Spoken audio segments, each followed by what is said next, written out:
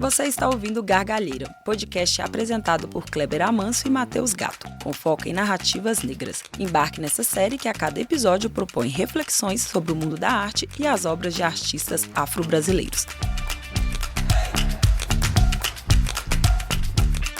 Castiel Vitorino Brasileiro é artista, escritora, documentarista e psicóloga clínica, formada na Universidade Federal do Espírito Santo. Mestre em Psicologia Clínica pela PUC de São Paulo. Em sua prática multidisciplinar, Castiel estuda o mistério entre a vida e a morte, a chamada transmutação e as formas de se locomover entre essas zonas existenciais. Castiel é autora do livro Quando o Sol Aqui Não Mais Brilhar, A Falência da Negritude, de 2022, e participou de exposições coletivas e individuais no Brasil e fora do país. Sua mais recente exposição individual aconteceu na cidade de Nova York com o título de Relembre-se de quando conversamos sobre o nosso reencontro. É também uma das artistas a participar da 35ª Bienal de São Paulo. Olá, Castiel, tudo bom? Seja bem-vindo ao Gargalheira. É uma honra que você faça parte aqui do nosso podcast.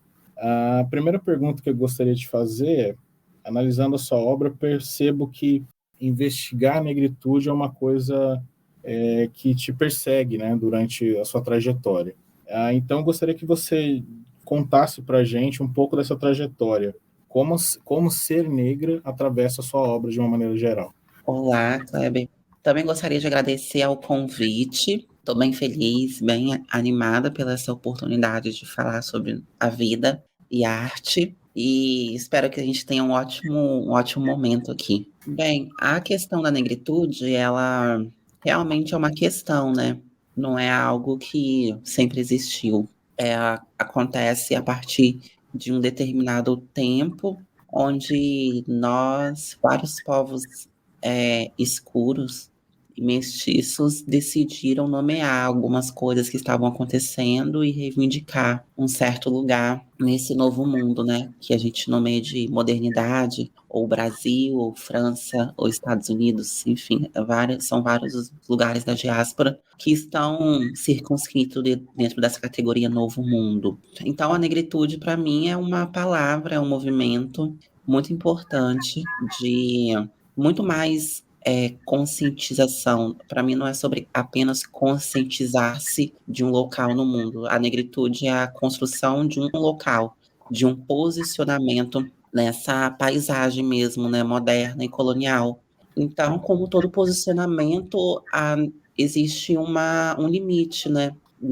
Tudo que eu falo, assim, eu acho que a gente tem um desafio também com a linguagem portuguesa, que a gente fala agora, que é uma linguagem muito bonita, muito complexa. É uma linguagem realmente macia e moldável, molhada, mas é uma linguagem muito binária e racista. Então, por vezes eu falo algumas coisas e podem ser interpretadas como uma regra, um único caminho.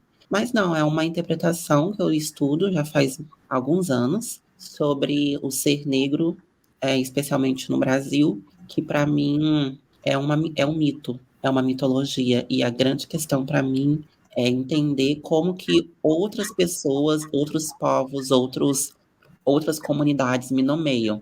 E eu sempre parto da prerrogativa que a palavra negritude não existe em vários lugares, inclusive em África, especialmente em África, e a própria palavra negritude ela não pode nem ser traduzida, né? Então diz realmente de algo muito contextual, ocidental, né? Esse movimento da negritude. Ótimo. Então, nesse sentido, uma obra como a Kalunga, né, The Origin of the Species, né, ela não tem o intuito de ser uma investigação histórica na qual você encontra a origem num conceito, né? Ela seria, então, qual seria o propósito dela, então, nesse sentido? É muito importante a gente falar desse projeto que Kalunga, né, a origem das espécies, traduzindo, é um projeto que eu não tenho data para terminar. Eu pretendo fazer ele por muito tempo, que é a investigação das origens. Eu parto de um estudo onde eu considero que o Ocidente, a gente organiza especialmente 3 origens para as ditas pessoas negras, né? Então tem a origem do cristianismo, né? Dos cristianismos, né? Pentecostal, católico e tantos outros, que sempre partem de uma raiz analítica relacionada à alma e ao pecado. Então essa origem que propõe que nós nascemos do pecado, nós nascemos com a falta, nós nascemos com o pecado original e nossos ancestrais não tínhamos alma, por isso a gente precisa ser adestrado. Essa é uma base da colonização, né, que gera a colonização e que ao longo dos séculos foram se modificando, mas sempre persiste essa parada de que a gente não tem, que a gente nasceu de um pecado original. Então essa é uma origem muito importante para mim ser estudada. A outra origem é a origem que a ciência moderna tem se amparado, né, que é a partir dos estudos de Charles Darwin com a teoria da evolução, né, e que me interessa, além desses dados biológicos, antropológicos, também genéticos, né, é também o caráter racial que foi sendo utilizado, manipulado a partir dessa origem, com a própria proposta de darwinismo social, né, que é uma origem que a gente nasce a partir da competição, prospera a partir da competição. E tem uma outra origem que é a origem da proposta pela psicanálise.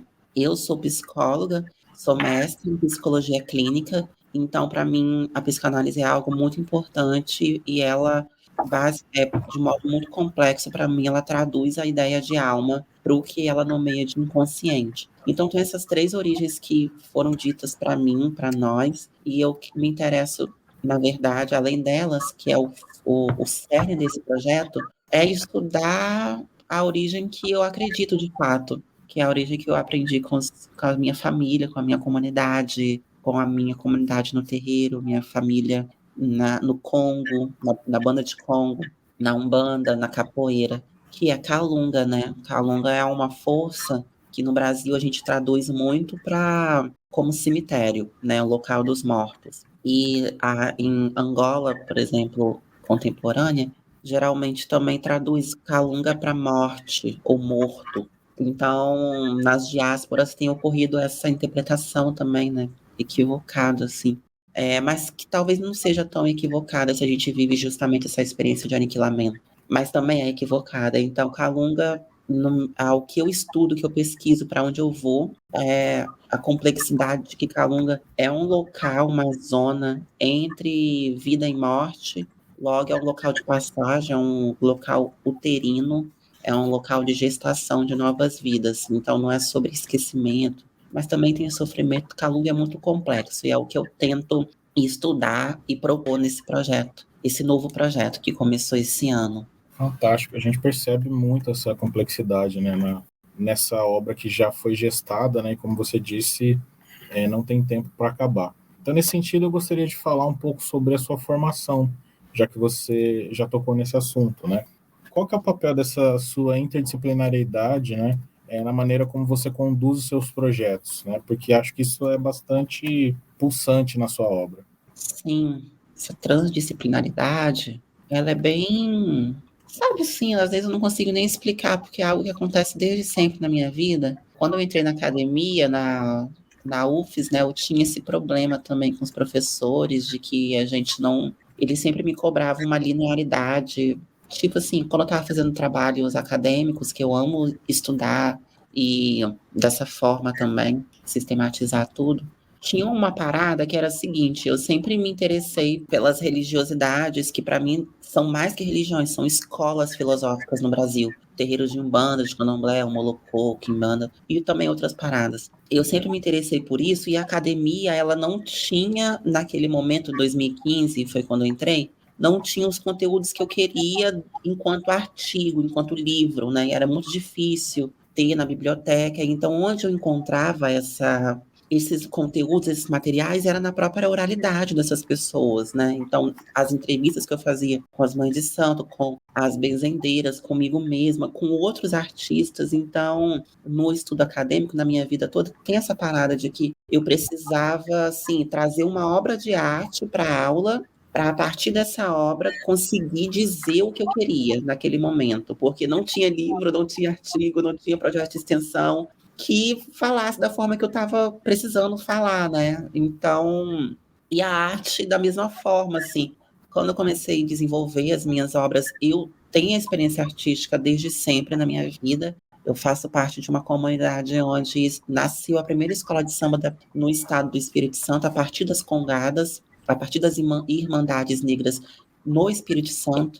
Então, a experiência estética foi o meu berço desde sempre, mas quando eu decido e digo, não, eu quero profissionalizar a minha prática estética, eu quero me tornar uma artista, entrar em galeria, museu e vender e tudo isso que a gente sabe, eu também precisei de um respaldo, de uma massa, como fosse uma massa de pão mesmo, de bolo, onde me daria uma segurança para explicar de onde eu estava vindo, me desse força para dizer com as palavras que foram necessárias para explicar mesmo, para contextualizar. E isso eu consegui a partir do estudo acadêmico, contextualizar a minha obra de uma outra forma que não a arte vinha sendo colocada, né? Então, tipo, geralmente as pessoas colocavam a minha arte junto com Elliot Sica, com Lígia Clark, que não tem nada a ver, é uma outra parada, é um outro fundamento, é uma outra história mesmo, né? Eu não vivo a castração que a Lígia Clark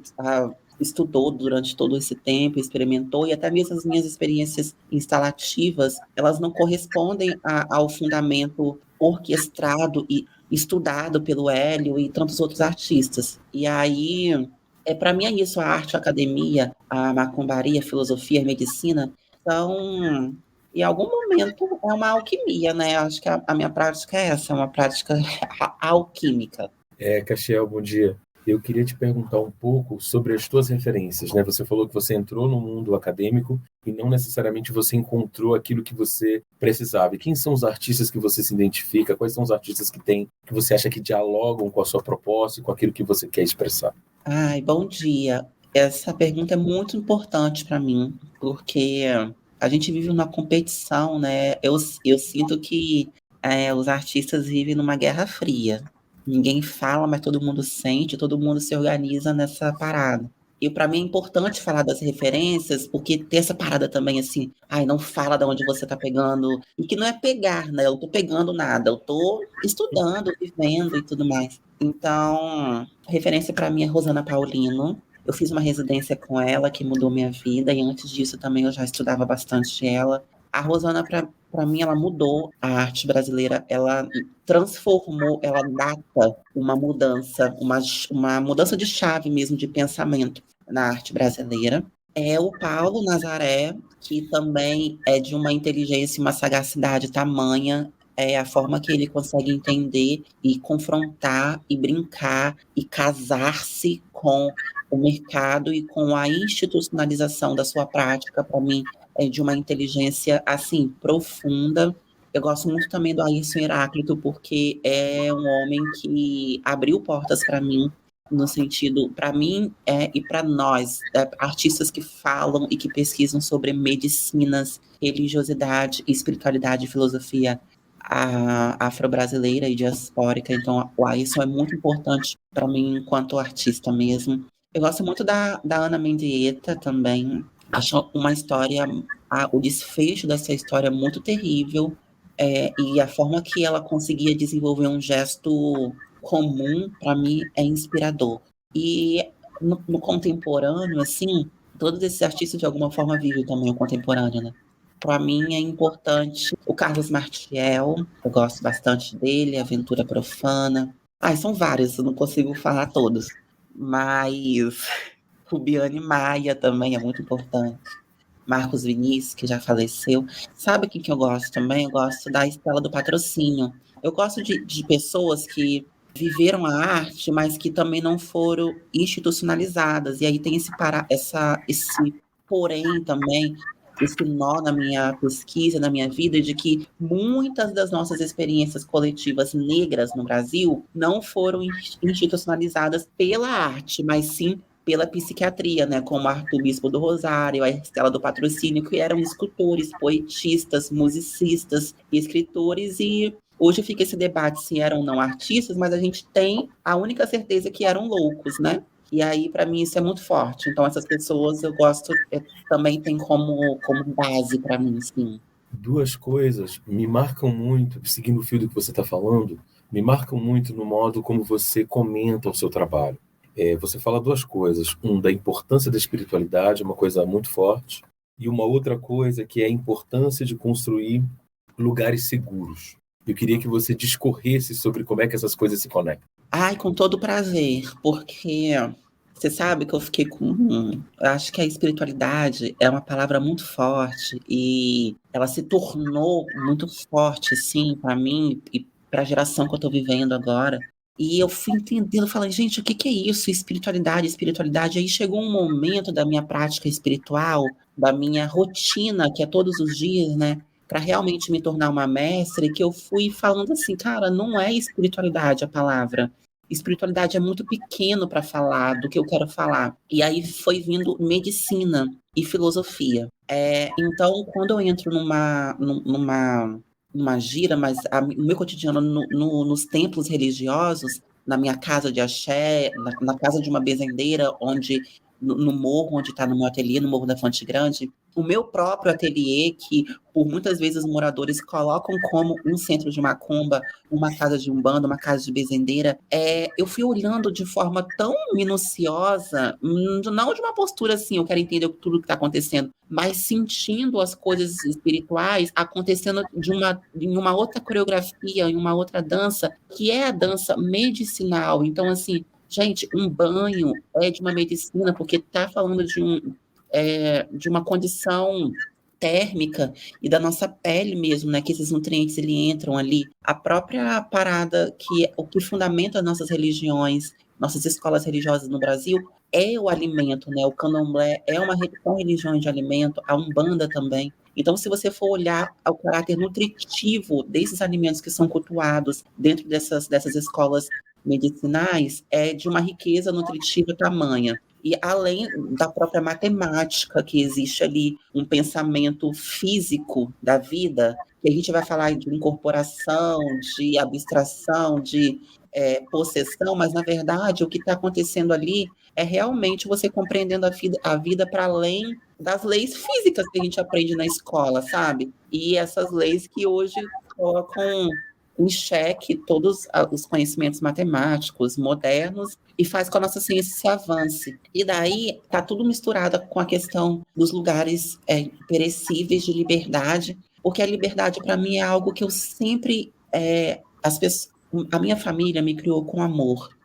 A gente sempre teve muitas dificuldades entre nós e financeiras, em alguma medida, num passado, e também dificuldades relacionadas à segurança mesmo, né, do tráfico e tal. Enfim, famílias negras no Brasil. E daí existe.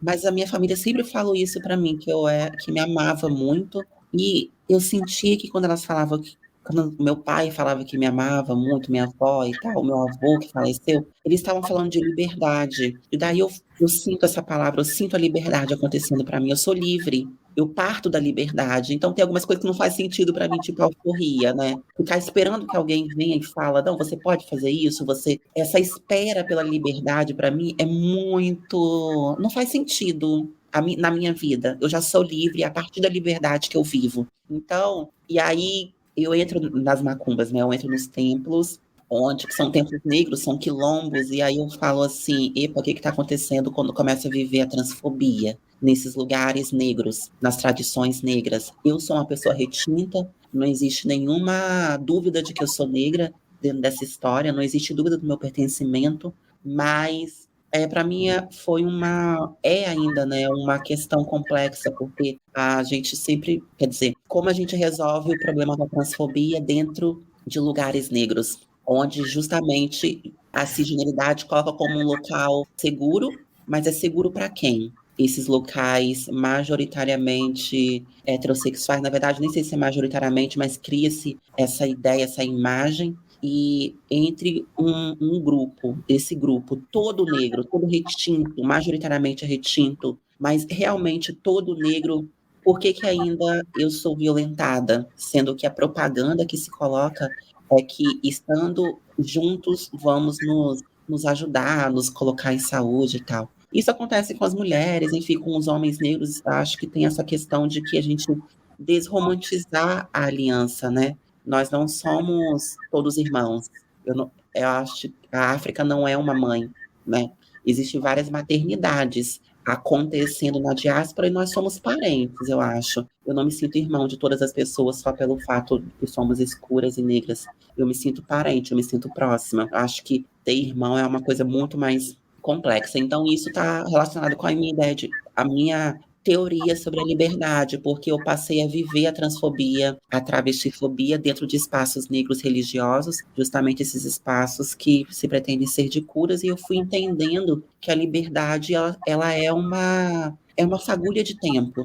A liberdade ela acontece como um segundo, ela acontece, ela expande o tempo e não é algo católico de que eu vou chegar num terreiro e eu vou encontrar o céu, onde todas as nossas mazelas serão límpidas. A gente vai viver uma grande gratidão e sem conflito nenhum. Não, esses lugares são completamente atravessados pela colonialidade, pela violência. Nós cometemos violências entre nós dentro desses templos e também são templos onde a gente aprendemos a amar, a ser livre, ou pelo menos deveríamos, né? E daí a liberdade ela entra nessa experiência assim de ser um espaço, mas a liberdade ela altera o espaço e esse espaço também precisa ser construído de uma forma bem bonitinha, bem gostosinha, bem carinhosa para que a liberdade aconteça. Que liberdade é essa, eu também não sei, mas é uma experiência.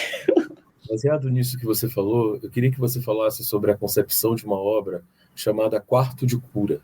E o Quarto de Cura me emociona muito, porque ela nasce de um sonho, né? Eu comecei um ano de 2018 sabendo que meu avô iria morrer, meu avô Benino. Então eu fiquei esse ano todo me preparando para a morte dele. E daí foi justamente nesse ano que eu fiz a residência com a Rosana Paulino.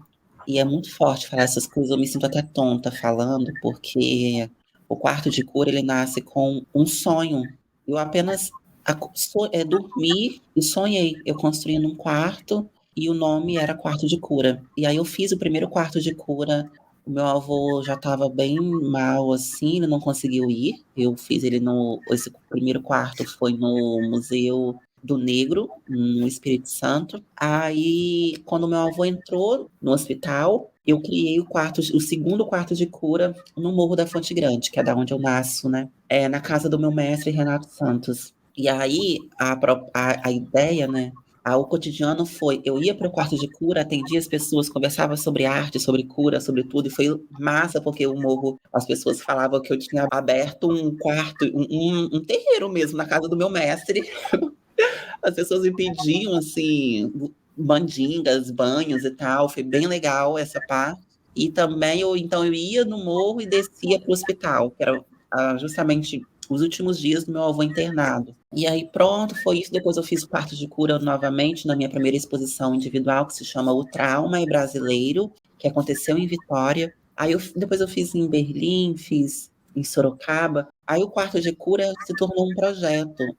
Até agora, eu fiz 5 quartos de curas, que para mim são episódios. Em cada momento desses quartos, eu estudo uma prática de cura, estudo de fato o que é essa cura que a gente está falando. Eu acho que virou uma palavra tão sem sal, tão mal temperada em vários momentos, tão muito utilizada que fica cansada, sabe? Quando o elástico da saia fica assim, que não aguenta mais ficar no seu corpo, você precisa trocar esse elástico. A palavra cura, para mim, teve um esvaziamento. E aí eu deixei de usar um tanto. E aí o quarto de cura é esse projeto. Eu pretendo fazer 21 quartos de cura, enquanto eu estiver viva nesse planeta. Quero fazer em lugares especiais, não sei onde eles vão. O Chu vai colocar no meu caminho onde eu devo desenvolver. Eu também vou escolher onde eu quero fazer. Já tem um novo local que eu estou tentando. Espero conseguir, espero fazer sentido.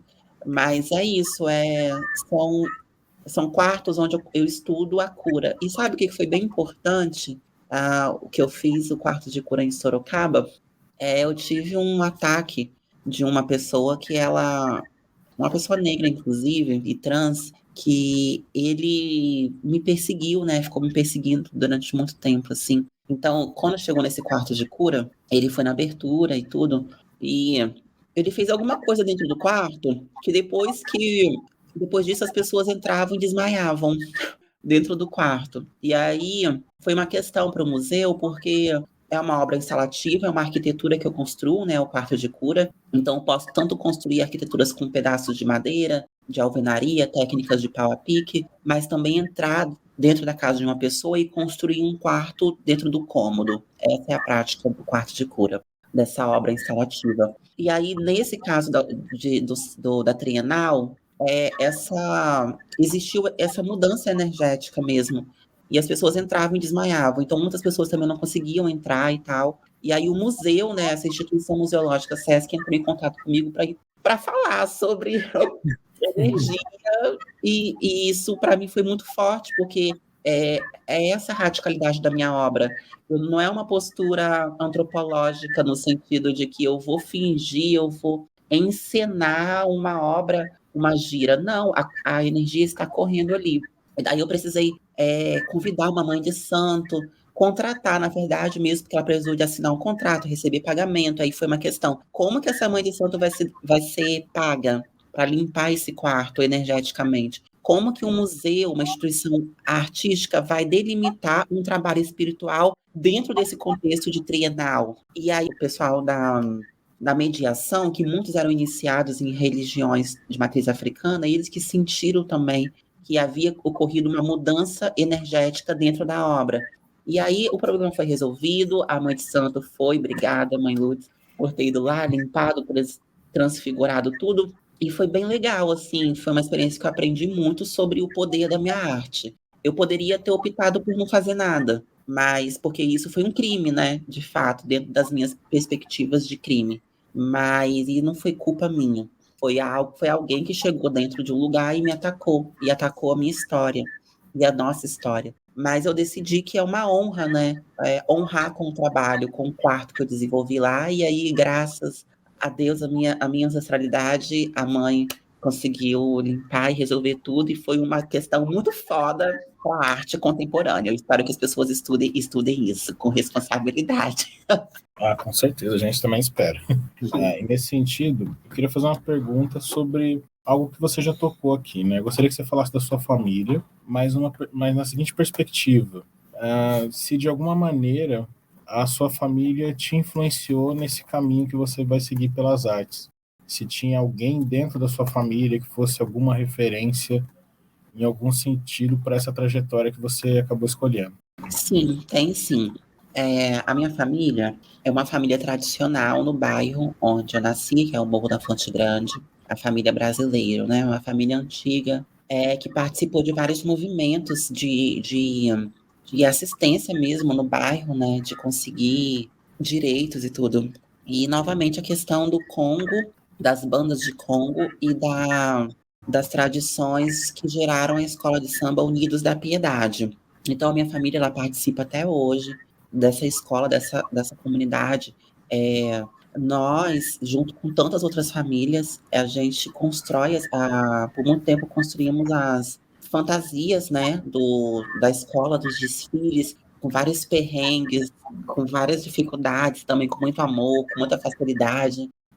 Eu vi o meu primo, Jorge Falcão, se tornar um bailarino de sucesso, então ele, para mim, é uma referência desde a infância, muito importante, porque também ele é gay, né? Então eu sempre vi assim ele como uma pessoa muito grande e ele se tornou esse bailarino clássico, mas também que é muito foda como passista. Ele revolucionou várias coreografias mesmo, né? Jeitos de sambar lá em Vitória e também tem suas práticas em outros lugares do Brasil. E aí agora, inclusive, ele voltou para a Escola de Samba Unidos da Piedade e além, tipo, o meu primo Tereu, que agora virou mestre Tereu, já faz 2 anos, se eu não me engano, da Escola Unidos da Piedade. Foram todas essas pessoas que estão junto comigo, criando, vivendo, dançando, sendo mestre de bateria, se tornando passista, fazendo pinturas, desenvolvendo as cores para essa escola e também para outras coisas, criando grupos de pagode, fazendo fantasia, enfim. Eu nasci nisso e isso foi a minha referência. Então, para mim é muito forte ver os meus amigos de infância, os meus primos, criando seus grupos de pagode, se tornando mestres. Mas, assim, minha família nuclear, em específico, eu acho que tem uma arte, sim, que é a arte da culinária, né? Todas as minhas avós e os meus avós são mestres de cozinha. E, para mim, a culinária é uma arte. É uma arte tanto quanto pintar uma tela, fazer uma instalação, fazer uma performance. Você precisa se preparar cotidianamente para isso, entender os sabores, os deleites, as texturas que se irão construir aquele prato de comida e alimentar uma outra pessoa também é uma arte. E para mim, a arte é isso. A arte, ela está totalmente descontextualizada da história que eu aprendi. Para mim, a arte é algo que todos nós fazemos todos os dias, mas existem algumas pessoas que decidem dizer sou artista e ganhar dinheiro com isso, né? Seja fazendo comida, fazendo um grupo de pagode, sendo bailarino, ou eu sendo artista plástica e diretora de cinema e tudo isso que vocês já sabem, escritora. Acho que foi por aí, está sendo por aí. Eu queria que você falasse um pouco mais agora sobre isso que você falou que se tornou a sua primeira exposição individual, sobre essa ideia do trauma brasileiro, como é que você concebeu? Sim, completando a última questão, que eu acho que tem um ligamento aí, tem algo também da minha vida que meu pai era ogã de capoeira e meu padrinho era um mestre de capoeira. E aí eu fiz parte desse grupo de capoeira Artes da Fonte, quando eu era criança. Além de fazer parte do grupo de Congo, né, Viramundo, então, tipo, a questão da dança, da performance, ela foi sendo construída para mim desde a infância. O trauma brasileiro, ele se conecta com essa história da minha infância que eu tô contando, porque eu pensei assim, quando meu avô morreu, alguém precisava segurar as pontas na família, né? Acho que isso acontece nas nossas famílias. Alguém precisa ficar, tipo assim, posturadinho para conseguir sustentar o que está acontecendo e fazer a costura para não desabar. Então, o trauma brasileiro foi isso para mim. Foi uma forma de fazer com que minha família não desabasse naquele momento de morte e recém-luto, né? Porque eu abri o quarto do trauma brasileiro. Meu avô morreu em dezembro, eu abri no início acho que foi em junho. Então, tipo, menos de 6 meses, né? E estava muito inflamado. Aí, no meio disso, uma outra tia minha morreu, era irmã do meu avô. E aí, o trauma brasileiro foi uma exposição onde eu construí o quarto de cura e eu estudei a história da minha família, a história do brasileiro. Por que que é brasileiro o meu nome, né? E rapidamente, assim, a história que eu sei foi que o pai do meu avô, meu bisavô, morava numa região hoje que a gente sabe que era uma região escravocrata. E aí, no início do século passado, ele era uma criança, a gente não sabe de onde que ele veio, eu não sei pelo menos, mas ele era uma criança retinta e ele foi criado nessa fazenda. E ele foi dado como brasileiro por um senhor alemão. E daí essa história, quando ele vai embora dessa fazenda com a sua esposa, ele se dá um outro nome, né? Que é Augusto, que é o nome do meu pai também. E aí ele vai embora e vai para Fonte Grande. E aí eu estudei essa história de maldição e cura, né, que acontece a partir de um nome, e foi bem, assim, importante, porque muitas pessoas da minha família ficaram perguntando por que eu estava falando que o trauma é brasileiro, por que eu estava falando que minha família era um trauma, mas na verdade eu estava colocando a minha família em contraponto à história do Brasil, porque a minha família, ela conseguiu transmutar mesmo a energia de violência presa, que alimentava esse nome e transformou-se em uma família de prosperidade, de felicidade, de estrutura ao longo da sua história. Então, o brasileiro deixou de ser um nome remetente a um trauma, se tornou realmente um nome de orgulho, em contraponto à história coletiva, né, nacional, que de fato o Brasil é um trauma. O Brasil, ele para mim, é uma grande barreira. A gente não tem noção do que é o mundo. A brasilidade, ela coloca essa barreira. Olha, a gente está rodeado de países latino-americanos que falantes de espanhol, e como diz uma amiga, a gente não sabe falar ontem em espanhol. Que barreira é essa que a gente construiu com o Brasil, que a gente não tem influência nenhuma do espanhol no cotidiano, a gente não sabe falar palavras básicas em espanhol, sendo que a gente está realmente em fronteira com outros países. Por que a gente não tem essa cultura mesmo, né, de agregar-se? E, em compensação, a gente sabe falar muito mais inglês do que espanhol, né, nessa distância. Isso é uma questãozinha. Então, para mim, o Brasil é esse trauma mesmo do esquecimento. trauma brasileiro é o trauma do esquecimento. A brasilidade, ela está sempre fazendo com que a gente esqueça de vários aspectos históricos da nossa vida coletiva negra e também na nossa vida coletiva familiar, individual, né? E aí essa é a pesquisa que eu tenho até hoje, assim, da brasilidade contra um trauma de esquecimento, sabe? Que tem a ver com o meu livro também, que eu publiquei, né? Acho que pode falar isso depois. Caixão, nesse sentido a gente gostaria que você falasse sobre o seu livro, porque eu acho que ele tem questões ali que dialogam, sobretudo com a primeira pergunta que você respondeu, né? Sobre a negritude. Sim, olha, fazer esse livro foi bem difícil. Assim, na verdade, não foi mais difícil do que publicá-lo. Foi uma escrita que eu estava me preparando há anos, mas quando veio o título para mim, A Falência da Negritude, eu falei, caralho, será que eu vou ter coragem para publicar isso nesse contexto, onde a gente está falando tanto de orgulho, né? De orgulho de ser negro, prosperidade, ganhar dinheiro, negros em ascensão, negros ficando ricos, e por que eu estou falando de falência? E aí eu refleti, meditei, pensei, conversei, eu falei, não, é esse realmente o momento onde precisamos falar de falência. Justamente o momento onde temos conseguido alcançar, enquanto coletivo, uma prosperidade anteriormente não vista. E eu estou falando de prosperidade financeira. É justamente no momento da prosperidade, da estruturação financeira, que a gente precisa falar de falência. E daí eu desenvolvi esse livro, essa escrita, que é muito importante, muito forte para mim. Muito amparada pelos estudos que eu tenho com Neuza Santos Souza, né, que é essa, para mim, artista também, artista da literatura. Mas é a psicanalista que construiu o Tornar-se Negro no final da década de 80, publicou, né, o Tornar-se Negro. E o livro que eu publiquei no ano passado se chama Quando o Sol Aqui Não Mais Brilhar, A Falência da Negritude. E eu estou questionando esse orgulho, o limite desse orgulho. O nosso orgulho, quando o nosso orgulho racial, ele se transforma em um limite existencial. Ou seja, sou negro, negro, negro, negro, negro, negro, negro, negro, negro, negro brasileiro. No entanto, e além disso, o que você é? Além da palavra negro, qual é o seu nome?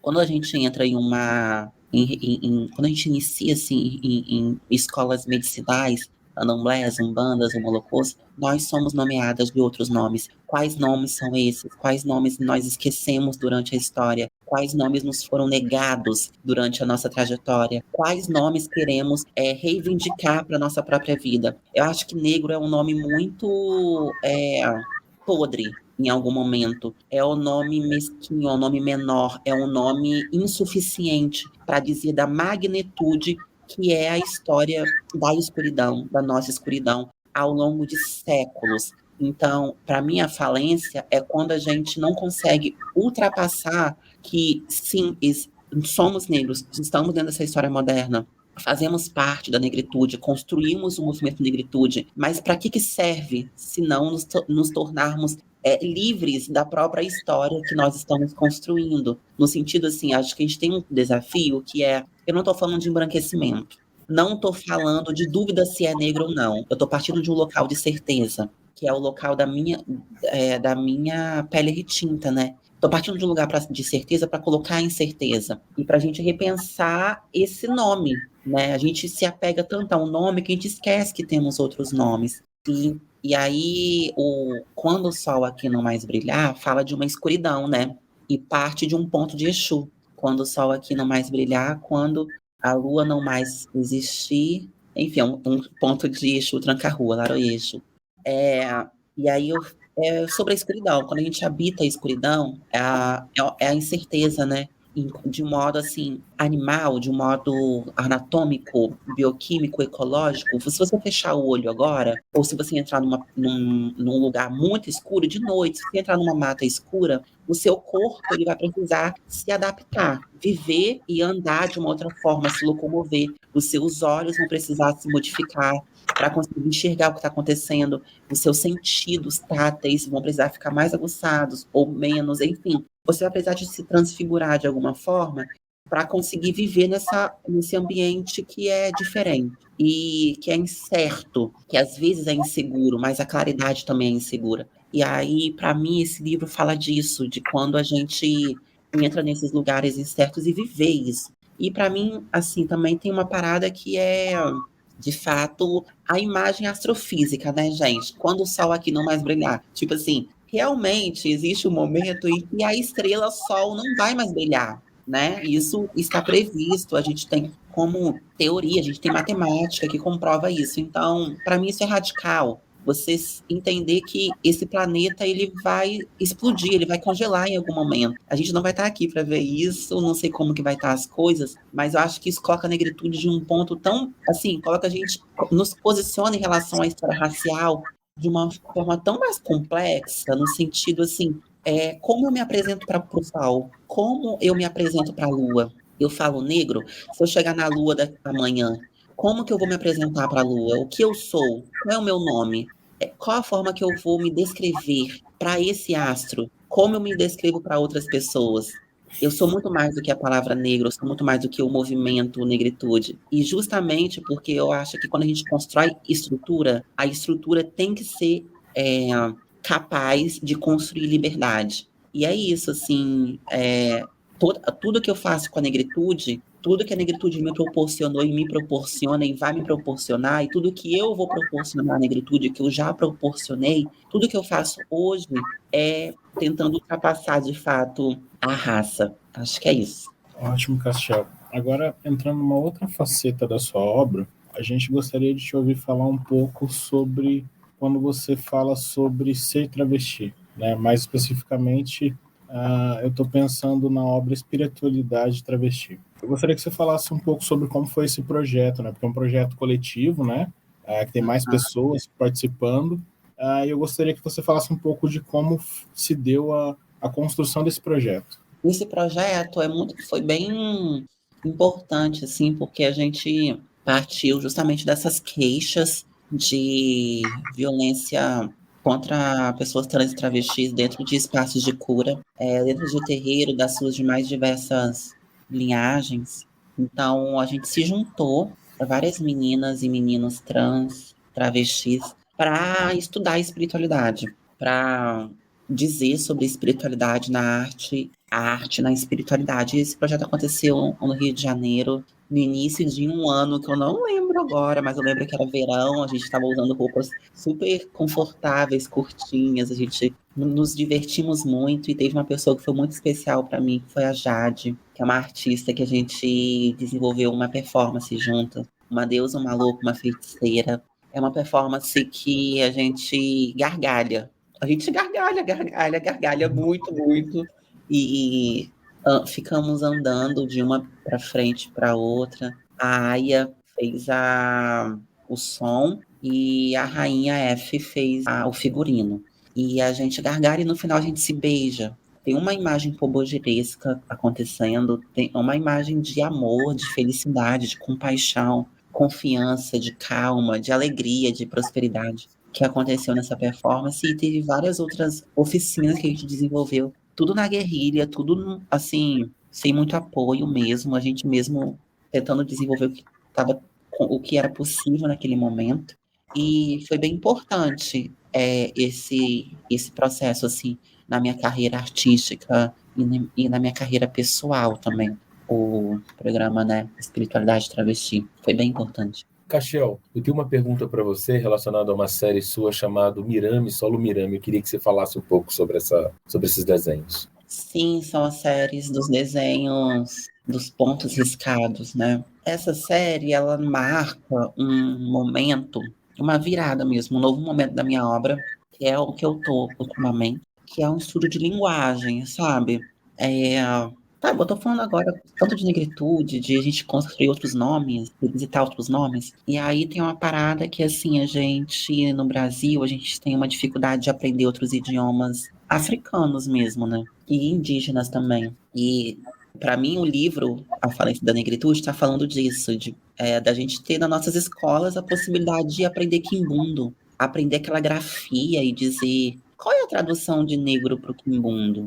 Qual é a tradução de humano para o quimbundo? Qual é a tradução de humano para o tupinambá? Qual é a tradução de transexual ou travesti para idiomas da cultura Krenak, da cultura Kano? Como que as pessoas da Bakongo me nomeiam? Eu, Castiel, né? Uma pessoa que transfigurou durante a vida e que vai continuar seu momento. Uma pessoa que os médicos vão nomear travesti, transexual.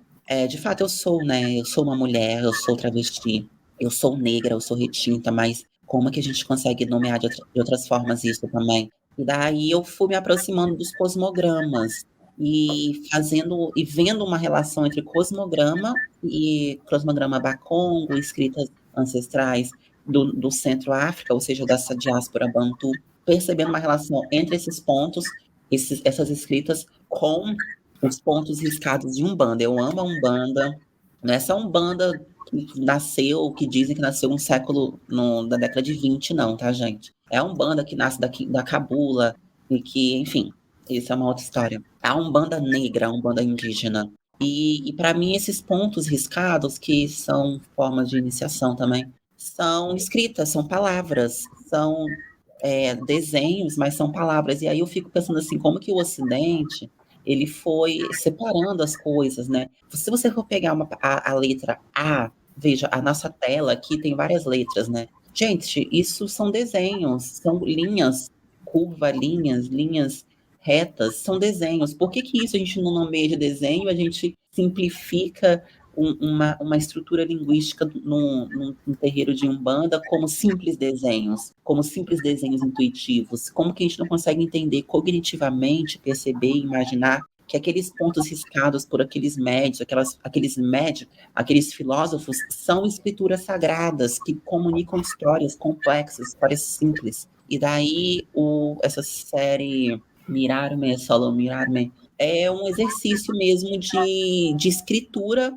referenciando e fundamentando-se dentro dessa história de escritas sagradas que estão que para mim, o que é um ponto de Umbanda? O ponto de Umbanda é uma escritura que conta a história da alma. É uma prática de desenho e de escritura, é um gesto que está entre o desenho, a escritura e que conta a história da alma, conta a história de um coletivo. E é daí, para mim, nessa série, eu escrevo a história da minha alma, com outras palavras, com outros gestos, com outros traços, né? Então, tem letras garrafais, A, B, C. Eu escrevo o meu nome também em vários momentos. Eu tenho uma preocupação com a letra K, porque é uma letra muito importante no idioma Kimbundu, que é o que eu estudo também. E para mim, eu sou uma pessoa que gargalha muito. Eu sou muito debochada e o kkkkkk é, para mim, bem, assim, sinônimo de riso, né? A gente utiliza isso na nossa geração.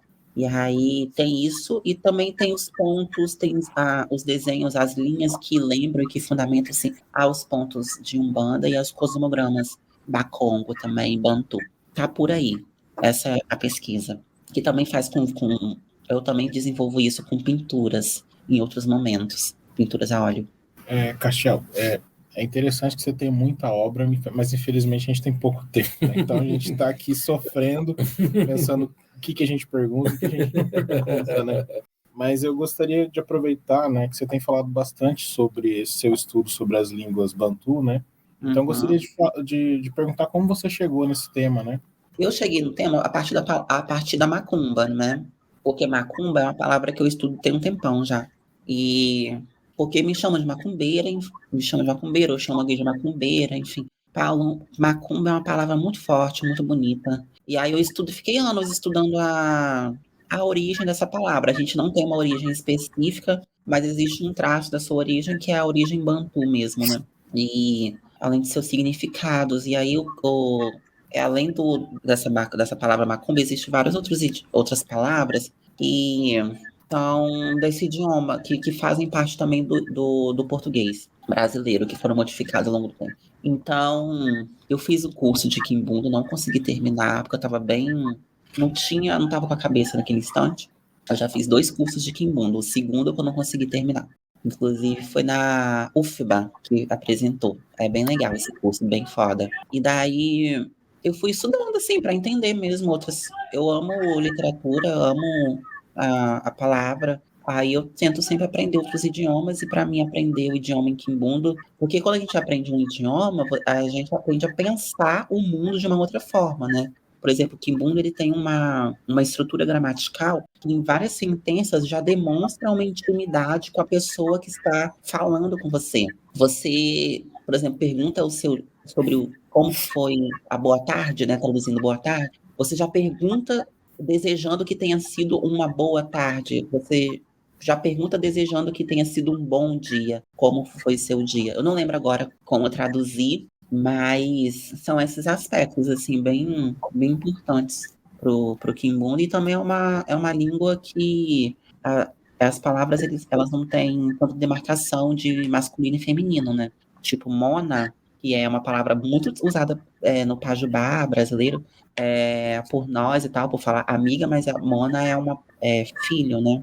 E aí a gente eu vou entendendo, assim, coisas bonitas dentro do Quimbundo e olhando o mundo de uma outra forma, né? A partir da aprendizagem de uma palavra, de um idioma.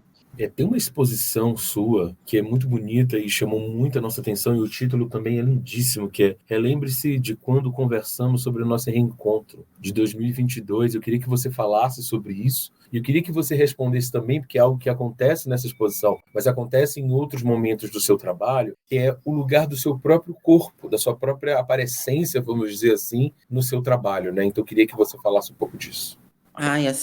Esse projeto, essa exposição, ela é muito. Eu não tenho palavras para descrever de todo o esforço e de toda a energia, de toda a verdade que eu depositei nessa exposição. Foi minha segunda exposição individual. Ela aconteceu na cidade de Nova York, na galeria que me representa, Mendes Wood, que é um grupo muito importante. São pessoas que realmente olham a minha obra de uma forma bem cuidadosa e respeitosa. E eu ainda fico pensando nesse trabalho, assim, nessa exposição. Mas eu acho que tem muito a ver com a minha mãe, de alguma forma, assim. Fazem 16 anos que minha mãe desapareceu. E a gente não tem notícia dela, né, até hoje. E eu acho que esse título, ele tem a ver com a minha mãe. E também com a minha vontade de ser mãe. Eu comecei a ter essa vontade, assim, do ano passado para cá, de ser mãe. Então, eu convivo, né, com essa incerteza, com essa dor e com esse desejo de reencontro. E também eu sinto que eu vou reencontrar pessoas nesse planeta. Pessoas que a gente viveu outras experiências em outras galáxias e outros mundos. Eu sinto que eu vou encontrar essas pessoas, reencontrar. E eu sinto que a gente já fez pactos antes de chegarmos aqui, em outros lugares, e que esses pactos dizem justamente desse reencontro. Eu também sinto que é uma exposição que fala dos nossos reencontros aqui, sabe? Aquelas amizades que a gente briga, que a gente se magoa, as famílias, familiares, que a gente fala assim, caralho, porra, não queria ter brigado, mas não conseguindo falar com você, mas em algum momento a gente vai se reencontrar para conseguir curar tudo isso. E é um título que é romântico, né? É um título que fala do meu amor também por pessoas, por determinadas pessoas. É, do meu amor pelo meu namorado, pela minha avó, pela minha irmã, pela minha sobrinha. E acho que quando a gente fala de amor, a gente sempre tá falando de reencontro, né? Nossa, mas foi assim, a estrutura dessa exposição é muito foda, porque é uma exposição que eu trago pela primeira vez, assim, a centralização da pintura. Eu mostro várias telas que falam sobre portais, sobre palavras. Também desenvolvo estandartes específicos para para essa exposição de uma série que se chama Prosperidade, são lembranças e escolhas, onde eu me baseio na construção de estandartes da banda de Congo, os estandartes da escola de samba, que é a porta-bandeira, e eu crio meus próprios estandartes e conto as minhas histórias, a partir de técnicas de tingimento tradicional e também de escritas dentro desses estandartes, além de fotografia. Eu lembro com o Germano, né, do Chá, que foi o curador, eu falei, eu quero fazer uma exposição que seja uma exposição de pintura, e eu quero ter a oportunidade de mostrar fotografias que é emblemáticas na minha carreira, como Hibisco, mas que eu nunca demonstrei, nunca mostrei desse fato. E aí foi bem forte, porque as pessoas que foram, assim, foi um sucesso na cidade, em todos os sentidos. Um sucesso de crítica, as pessoas gostaram muito, pro público, né, também nova-iorquino. Foi bem bonito e foi bem legal, porque as pessoas olhavam para a foto, que era uma foto enorme, em hibisco, e também tinha uma outra foto, que era um díptico, e elas perguntavam quem era aquela pessoa. E eu não.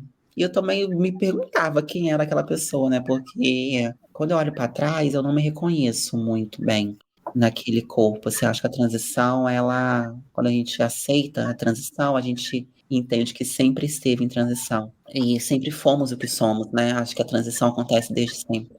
Aí, quando essa fotografia enorme, assim, as pessoas perguntando, mas quem é essa pessoa? Aí eu falava, esse foi eu.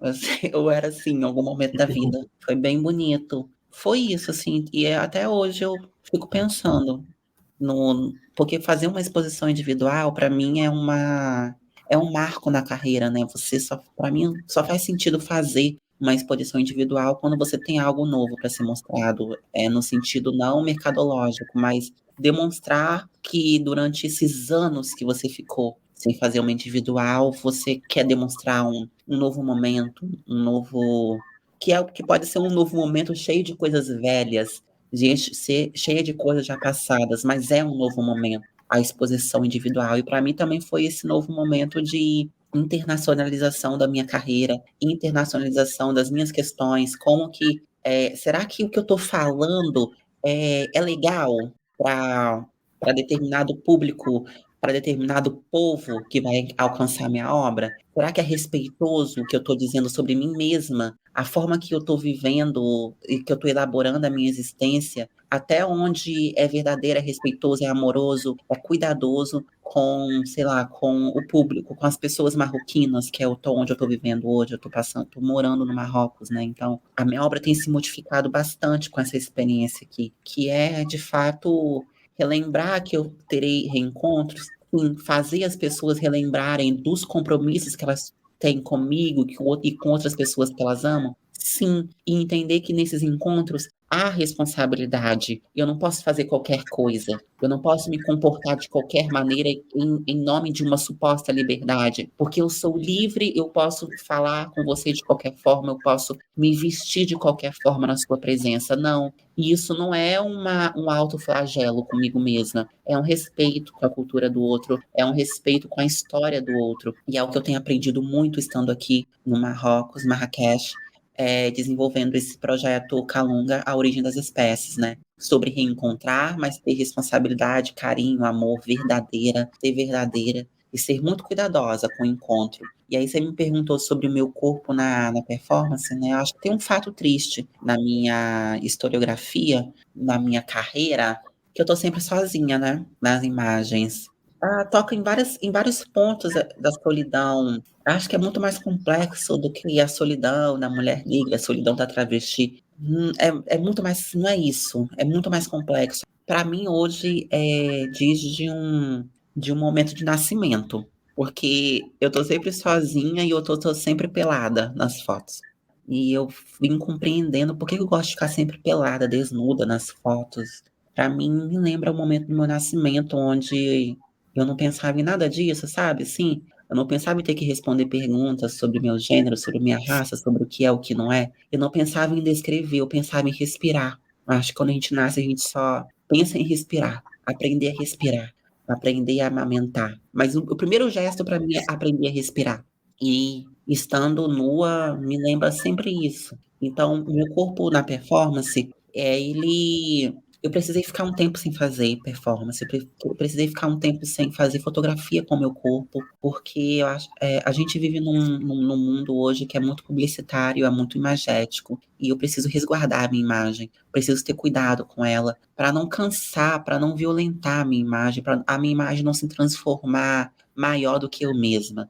E eu estava sentindo isso, que a minha imagem estava se tornando maior do que a minha fé. E eu precisei sair um pouco e também porque eu sinto que o Brasil hoje ele vive um momento com a imagem que é muito violento, é muito falso, é muito cínico.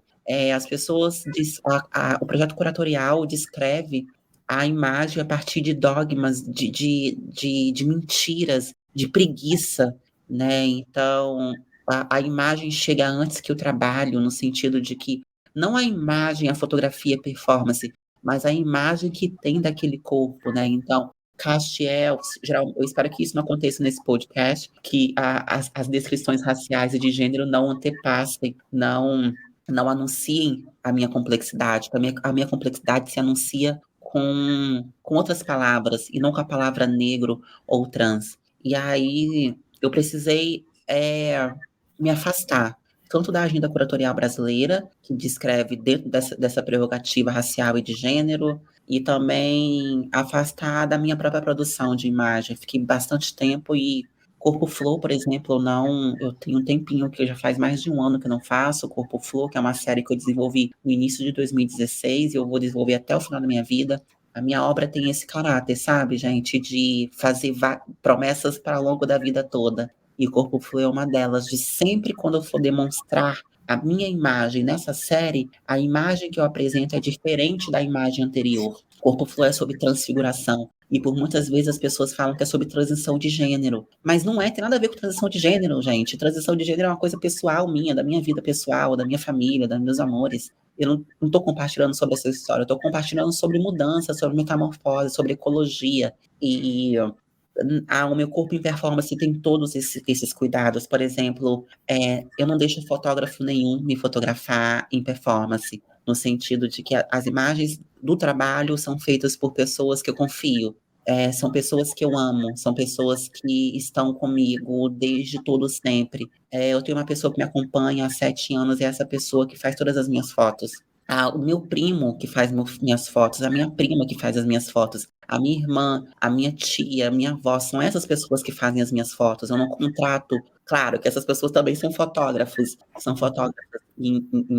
mas também são amores. Eu gosto dessa imagem, dessa prática, que não é experimental no sentido de ser precária, né? Às vezes a gente traduz experimental para precariedade. Não estou falando de precariedade, estou falando de experimentação no sentido mágico, da fé. E essas pessoas, elas asseguram isso, elas não deixam que que uma suposta técnica antepasse elas, que ultrapasse elas. Elas realmente são pessoas que, quando fotografam, são livres. E aí o meu corpo em performance se modifica a todo instante. Se vocês olharem assim, minha feição nas performances, nas fotografias, elas são sempre diferentes do que você vê cotidianamente. Eu estou em feições diferentes. Meu corpo se modifica, tudo isso. Acho que é isso.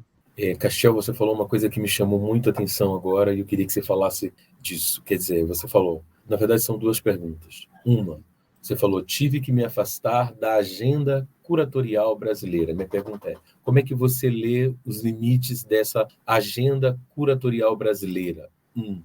E a outra pergunta tem a ver com isso que você já tinha dito antes, que você fala muito da questão da tradução, das transfigurações, e isso gera uma curiosidade na gente sobre como foi a recepção da tua obra em outros lugares e como é que você viu isso em Berlim, nos Estados Unidos, na própria África. Eu queria que você falasse um pouco da sua experiência internacional. Muito obrigada por essa oportunidade de falar isso. Eu acho que a gente tem que entender que a curadoria é poder. Toda e qualquer curadoria que você desenvolve, você está dizendo sobre exercício de poder. E a curadoria, seja a construção de uma exposição, a construção de um livro, a construção de um curso. Eu trabalho com curadoria na construção do meu curso Estéticas Macumbeiras. É de uma responsabilidade tamanha.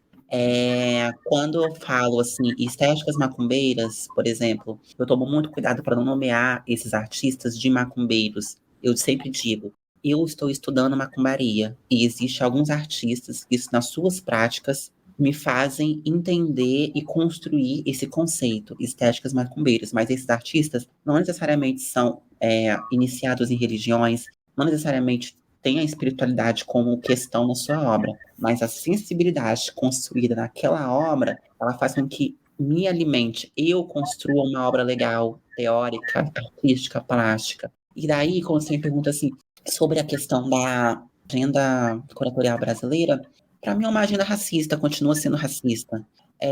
Na medida em que não consegue ultrapassar o próprio delírio de ser negro. Essa agenda desesperada por não ser racista. Uma agenda desesperada por enegrecer. Aí você enegrece, até o ponto de você achar que o mundo é preto e branco. Mas o mundo não é preto e branco, o Brasil não é preto e branco. Não, o contrário de branco não é preto, né?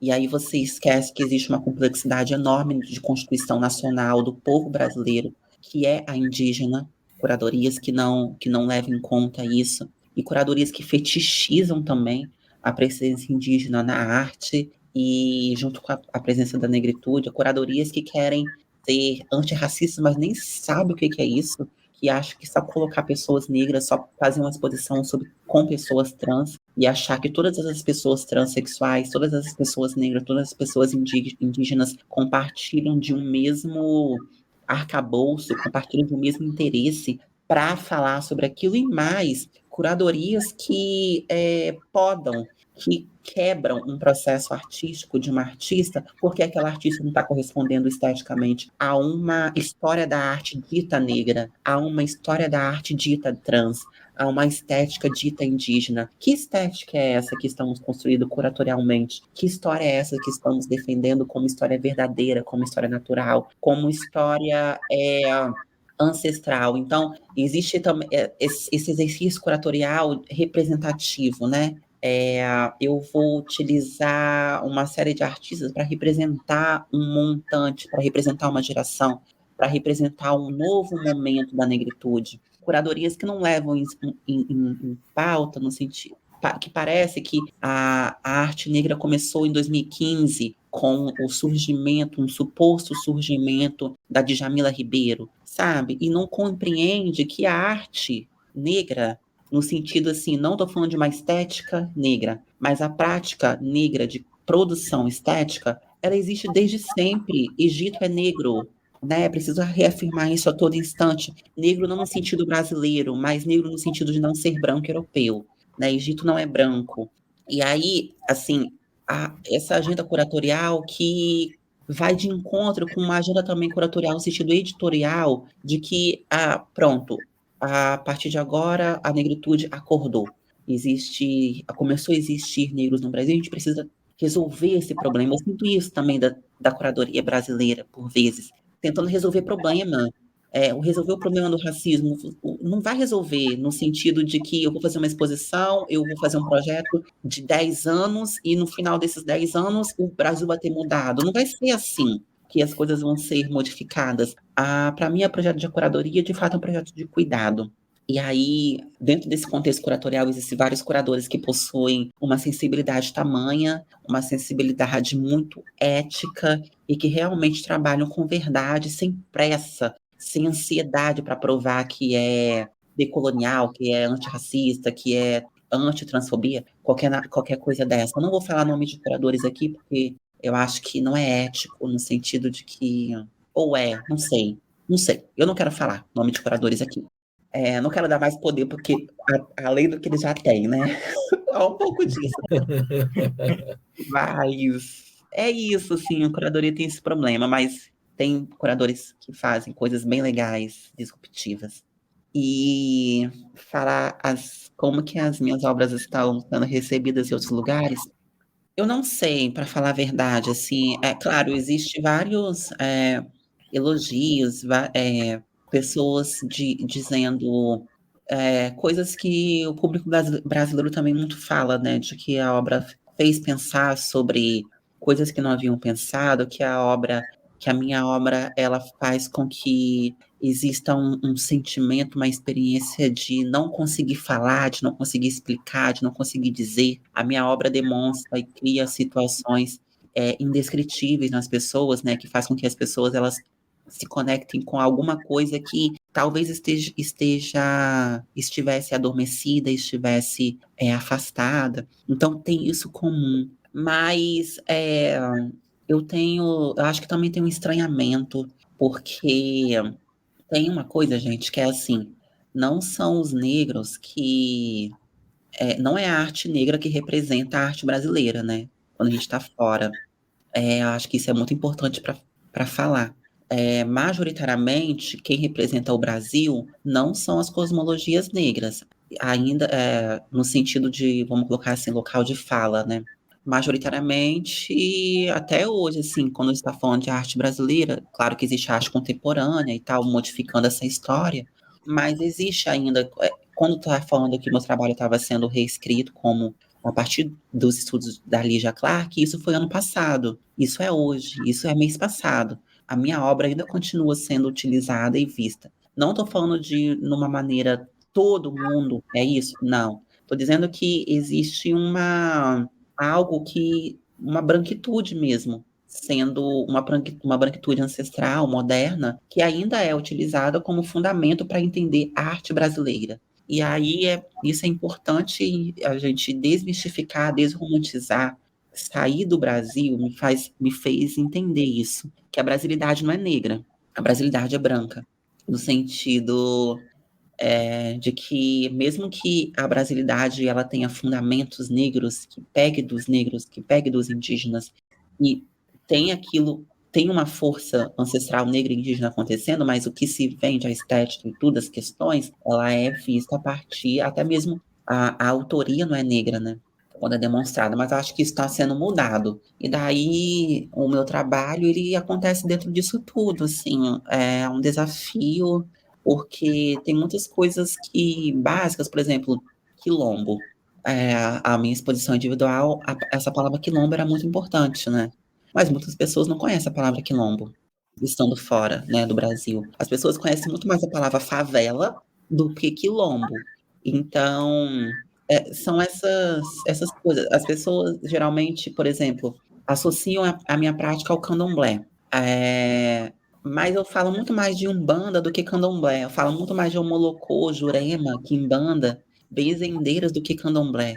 Então, é isso, assim, eu acho que tem coisas que já estão programadas, já estão postas, construídas, e que a minha arte, ela vai, com muita força, ela vai colocando tudo em xeque isso, porque quando essas pessoas encontram com a minha obra, com fotografias, com instalações, eu sinto que é algo assim, opa, peraí, o que está acontecendo? Eu entendi que era isso até então, mas essa obra está dizendo que é uma outra coisa, é uma outra história que acontece há séculos. E acho que a minha obra ela é poderosa nesse sentido, de demonstrar que uma outra história está acontecendo. Isso é bem bonito, é bem forte, é bem legal de ver acontecendo assim com outras pessoas. Mas estando aqui em outros contextos, né, nacionais, estando aqui em Marrakech, aí as coisas se complicam ainda mais, né? Porque é um país islamizado.